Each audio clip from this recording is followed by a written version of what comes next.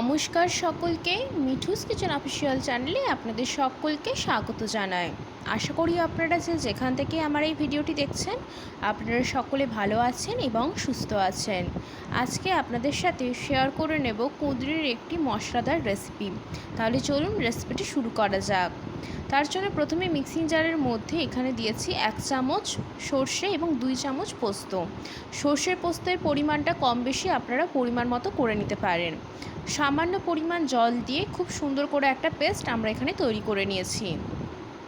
পুরো রান্নাটাই আমি এখানে সাদা তেলে করব, তাই কড়াইয়ের মধ্যে বেশ খানিকটা পরিমাণ সাদা তেল আমি গরম করতে বসিয়ে দিয়েছি। তেলটা খুব ভালো করে গরম হয়ে আসলে এর মধ্যে দিয়েছি 1 চামচের মতো থেতো করে রাখা রসুন। রসুনটাকে এখানে আমি থেতো করেই ব্যবহার করেছি। এটাতে থেতো করে রসুনটা ব্যবহার করলে টেস্টটা খুব ভালো আসে, আপনারা চাইলে পেস্ট করেও ব্যবহার করতে পারেন। বেশ খানিকক্ষণ নাড়াচাড়া করে আমি এর মধ্যে দিয়ে দিয়েছি 2টো বড় সাইজের কোচানো পেঁয়াজ এবং 2টো চেরা কাঁচা লঙ্কা।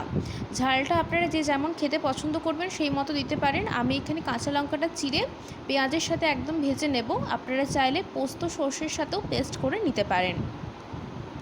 তারপরে সমস্ত উপকরণগুলো খুব ভালো করে নাড়াচাড়া করব, যাতে করে রসুনের যে কাঁচা গন্ধ রয়েছে এবং পেঁয়াজটাও যাতে খুব ভালো করে ভাজা হয়ে যায়, যাতে কালারটা একটু চেঞ্জ হয়ে যায়। ঠিক ততক্ষণ পর্যন্ত মিনিট 5 একটু সময় নিয়ে নাড়াচাড়া করে নেব, যাতে করে কালারটা একটু চেঞ্জ হয়ে যায় এবং দুটোরই কাঁচা গন্ধ যে রয়েছে সেটা যেন চলে যায়।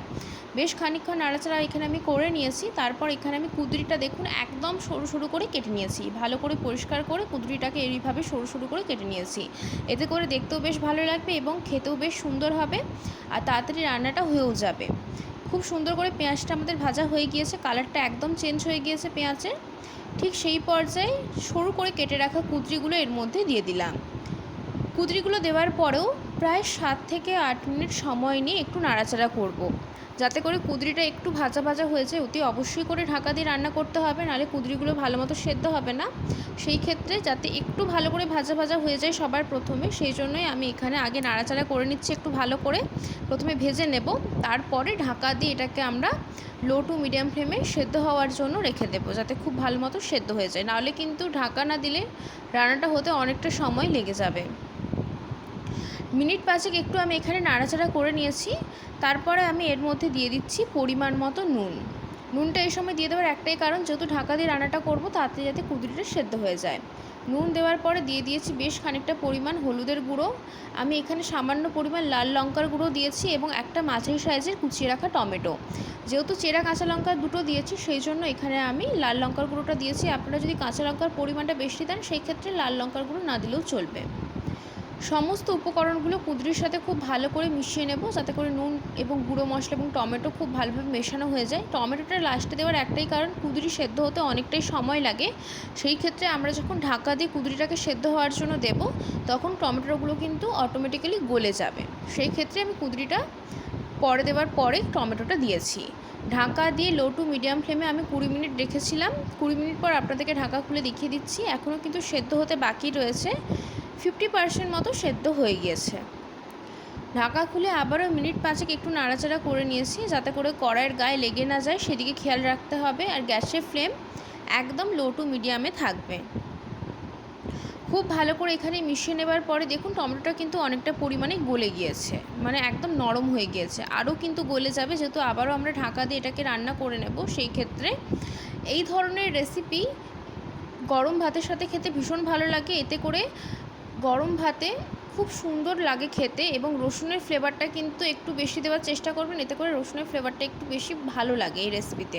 ঢাকা দিয়ে আবারও লো টু মিডিয়াম ফ্লেমে 25 মিনিট রেখেছিলাম। 25 মিনিট পর আপনাদেরকে ঢাকা খুলে দেখিয়ে দিচ্ছি। কুঁদরি একদম নরম হয়ে গিয়েছে, সেদ্ধ হয়ে গিয়েছে এবং টমেটোটাও কিন্তু নরম হয়ে গিয়েছে। ঠিক এই পর্যায়ে পেস্ট করে রাখা সর্ষে পোস্তটা আমি এর মধ্যে দিয়ে দিয়েছি। এখনই কিন্তু জল দেবেন না, মশলাটা দেওয়ার পরে খুব ভালো করে কষাবেন, যাতে খুব ভালো মতো কষানো হয়ে যায়। তারপরে আমরা অতি অবশ্যই করে মিক্সিং জার ধোয়া জল অল্প পরিমাণে ব্যবহার করব। এটা একদমই মাখো মাখো হবে, রেসিপিটা ভীষণ ভালো হয় খেতে। বাড়িতে অবশ্যই করে একবার ট্রাই করে দেখবেন, গরম ভাতে কিন্তু দারুণ লাগে খেতে, ভীষণ সুন্দর হয়।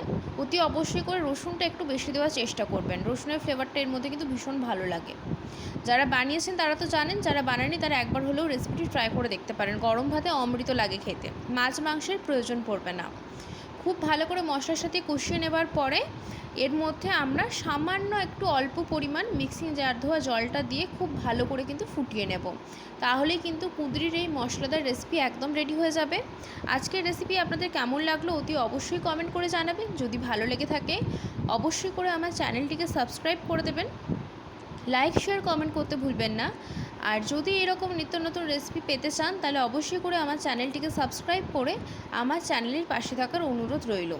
একদম অল্প পরিমাণে জল দিয়েছি। জলটা দেওয়ার পরে প্রায় 7 থেকে 8 মিনিট সময় নিয়ে মিডিয়াম টু হাই ফ্লেমে এটাকে একটু ফুটিয়ে নেব, যাতে করে জলটা একদম শুকনো শুকনো হয়ে যাবে এবং ভীষণ সুন্দর একটা ফ্লেভার আসে এটাতে। আমাদের কুঁদরির মশলাদার রেসিপি কিন্তু একদম রেডি হয়ে গিয়েছে। ঠিক এই পর্যায়ে আমি এখানে একটি পাত্রের মধ্যে সার্ভ করে দিচ্ছি। গরম ভাতে এই এক পদ থাকলে পাতের অর্ধেক ভাত কিন্তু এই রেসিপিটি দিয়েই খাওয়া হয়ে যাবে। যারা বাড়িতে বানিয়েছেন তারা তো জানেন কতটা টেস্টি হয় খেতে। যারা এখনও পর্যন্ত বানাননি একবার হলেও আমার কথা শুনে ট্রাই করে দেখতে পারেন। আশা করব আপনাদের ভালো লাগবে।